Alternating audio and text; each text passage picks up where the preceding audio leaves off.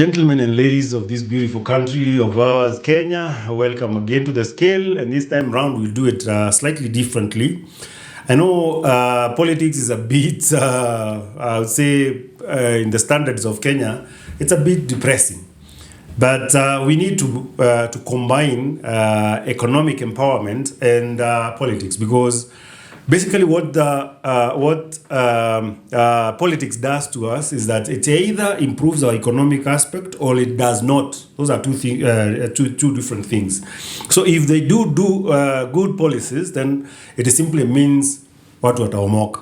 But if they do bad policies, then it simply means you pay through your nose and eventually you will make nothing. But for you to be able to pay something, you must be earning something. So today we'll take a slightly different change and talk about business, how to succeed in life. And it is important that you get to learn a few tricks on exactly how to do the same. And though I will not talk about me, I'll tell you, it's like sometimes they say send a thief to catch a thief. I say, it's like you cannot really ask someone who doesn't know the way. So what I am telling you is basically what I have been able to do. And it simply means I know that particular path. Of course, it does not work the same for everyone, but if there's something that you can be able to pick, then you'd rather pick it, and I am sure you will be talking differently in 5 years, 3 years, or 2 years from today. It can never, ever be the same. Today, I'll just do a small layout, and don't forget to like and subscribe so that you can be able to get the other episodes on the same, because we'll do like 10 different parts of the economic empowerment aspect, yani jinsi ya kuomoka. So itakuwa ni juu yako. If you don't follow, then you are the only one who will be missing out, because everybody else will be on board. So let's start with a simple encouragement for about 10 minutes, and I will tell you exactly what you will be able to achieve in a very, very long, in a very, very short period of time. You can actually be able to turn your life around in a very short period of time if you get to know and understand these tricks. One, there's a saying normally that goes, it is better to do something for nothing rather than nothing for nothing. Maybe I should repeat for emphasis. It is better to do something for nothing rather than nothing for nothing. Well, to try and expound on that a little is like, assuming like, for example, now I am an entity. I am an NGO, I am a bank, or even a timber yard. If, for example, you came to me because you are jobless, wherever you are, you have no work, there is basically nothing that you're doing, you're just staying at home, ukiota jua kama lizard, hakuna kazi ingine wanafanya, then this is for you. If there is a space anywhere, you can actually even walk to your local vendor, ule hata anapigaga viatu rangi. You can actually even go to a timber yard ambayo iko karibu na wewe usaidie kupanga mbao. And I am saying, instead of staying at home, and I'll show you the advantage very, very shortly, instead of staying at home and doing nothing, you'd rather go there and do something even though you'll not be paid for it. Unakuja tu unaingia unaambia mdosi habari gani, mimi naitwa fulani, naitwa Kinoti Marete, na nimekuja ndio nisaidie tu because sasa niko nyumbani and hakuna kitu nafanya.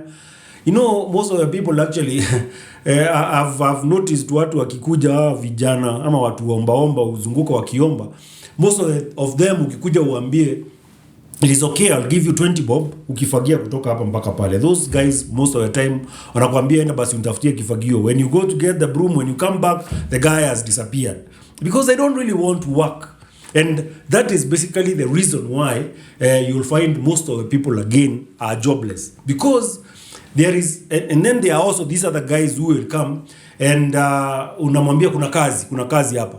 The first thing umemwambia tu generally there is work, anakuuliza inalipa pesa ngapi? You know, as an employer, because I have employees, I will tell you straight away that one is not a suitable employee. Reason, he will be there for the money, not to grow himself, not to to allow me to benefit from his labor. No, anataka tu pesa yangu. Because how can you ask how much are they paying before you even know ni kazi ina gani? Unaona, so it does not make sense. Huwezi kuja ati habari gani mzuri sana. Mazee nitafutie ka job. Kuna ka job kako mahali fulani. Wanalipa ngapi? Boss. Hujajua kama ni hata ya kudrain choo. Hujajua kama you have no idea what is supposed to be done so that you get paid. So a good person has got to change. Someone who is a good employee has got, or even you, if you've been doing something like that, lazima ubadilishe hiyo kidogo. That ujue ya kwamba whoever you are talking to, that employer, ama the guy who's trying to connect you to that employer, anataka someone who will not let them down. Akienda kuajiriwa wherever it is, then they will be able to work diligently so that they can be of benefit, not a liability to the employer. So kama unafanyaga hivyo, badilisha. Before you ask how much is being paid, ask what is expected of you. Every other time, and you will never fail. So you'd rather do something for nothing rather than nothing for nothing. And I will give you the reason why. Umekuja kwangu sasa. Umekuta mimi niko na timber yard. Kama vile nasema, watu wanapasua mbao. Well, just walk in and niambia, mimi nimekaa nyumbani sana. I don't want to be paid anything, but wacha tu nikae hapa. I try and assist where I can. Instead of just staying at home, I'll first nitakuwa a bit shocked. But I'll be interested. Would you really work? Ama tunamaliza tufika mwisho wa mwezi, mwisho wa siku, and then a guy will tell me, hapana, you have to pay me or something like that. No. The thing here is, if you do something like that, jamaa, a good guy, a good employer, atasema, okay, let's see. Akwambia sawa, basi wewe saidia kupanga mbao or something like that. Now you start, uanze kupanga mbao. Ukipanga mbao, ikifika jioni, sema tu asante and leave. I can guarantee you there is no way a good guy, okay, unless he's trying to test your patience, hakuna namna ataacha uende nyumbani bila kukupatia chochote. Hapana, atakupatia something small so that at least uende nyumbani, ujirudishie shukrani, hata kama ni ya kukunywa kikombe ya chai as you go. If they take tea at saa 4, hata utakunywa. If they eat lunch, kwa sababu uko job, watakupatia hata lunch. And even if they don't, it is okay. And hii nasema ya timber yard is just an example. Because I have seen people work ile ya kuvolunteer at banks.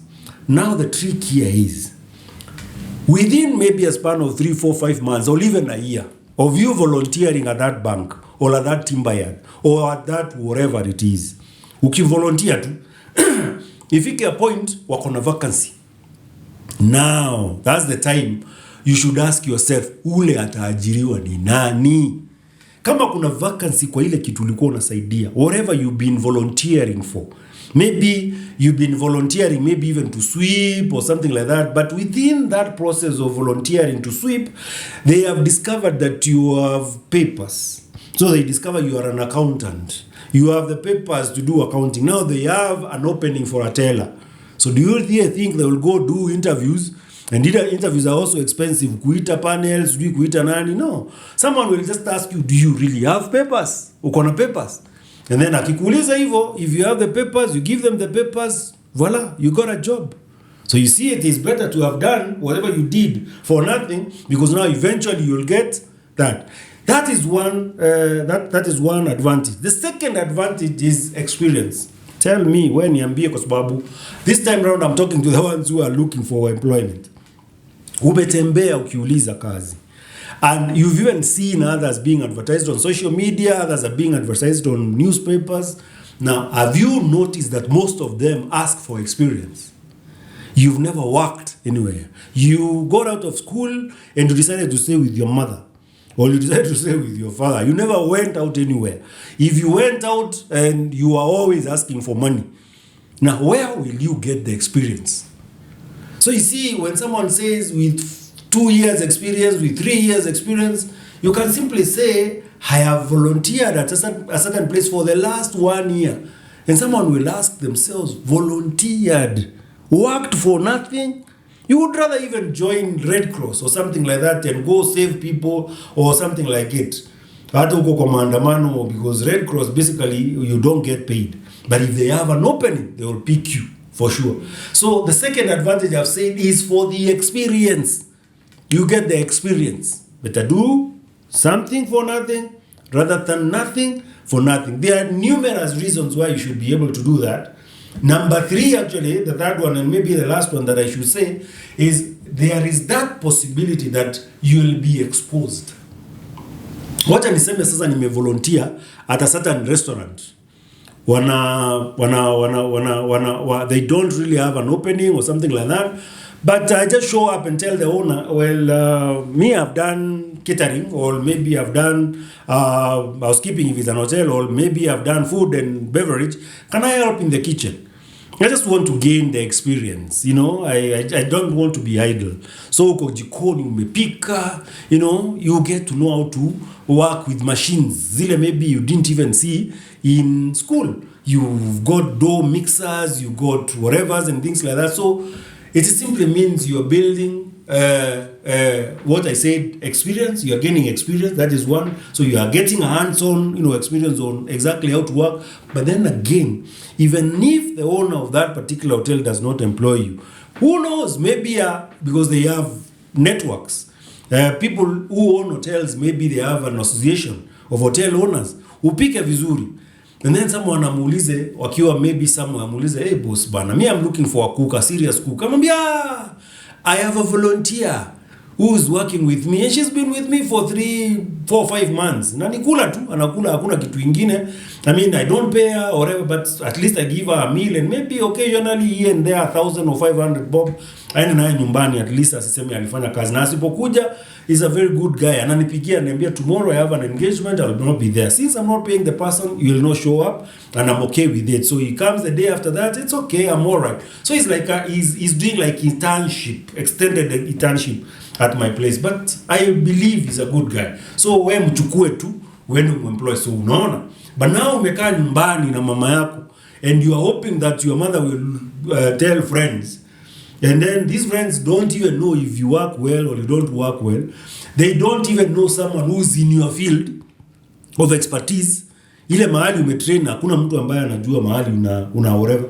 You'd rather, if you're a nurse, if you're a clinical officer, you'd rather even volunteer at the dispensary hiyo huko. Kuja ongea tu na ule ambaye ako in charge.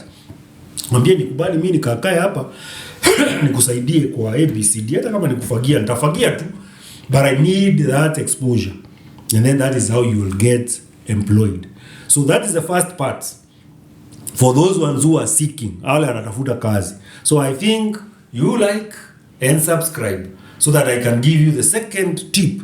Ambayo within 3 or 4 months, 4 years, 2 to 3, maybe what I'm saying maximum 4 years, utakuwa a completely different person. You will be in employment. Even after tamaking for 10 years, you will be in employment. Even after doing nothing for 17 years, don't worry.